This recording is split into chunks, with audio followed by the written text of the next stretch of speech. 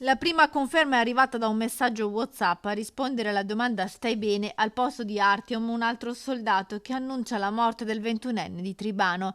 Artyom Naliato era tornato nel suo paese d'origine, l'Ucraina, ad inizio giugno per combattere l'esercito russo. Stava completando l'addestramento e proprio in un campo di addestramento di Kiev è morto sotto un bombardamento russo. Artyom Naliato, 21 anni, era cresciuto a Tribano, era stato adottato all'età di 9 anni, da qualche anno si era trasferito a Conselve a casa di un'amica, faceva l'operaio per una ditta del Vicentino, ma da quando era scoppiata la guerra nel suo paese natale, dentro di sé aveva sempre sentito il desiderio di ritornare e così un mese fa era partito come volontario. La seconda conferma della morte di Artyom Naliato arriva anche dal sindaco di Tribano, Massimo Cavazzana. Ci stringiamo con affetto e dolore attorno alla famiglia che lo ha accolto e cresciuto con amore, ha scritto Cavazzana su Facebook. È stato un duro colpo per la nostra comunità, Tiom lo conosciamo da quando è venuto da noi, che aveva 12 anni, naturalmente facciamo le condoglianze alla famiglia, ma soprattutto non possiamo dimenticare che un ragazzo di 21 anni portava nel cuore, la libertà per la sua comunità,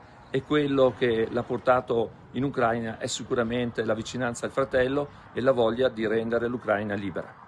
La morte del giovane risalirebbe a lunedì scorso, quando il centro di addestramento di Kiev dove si trovava è stato bombardato dai russi.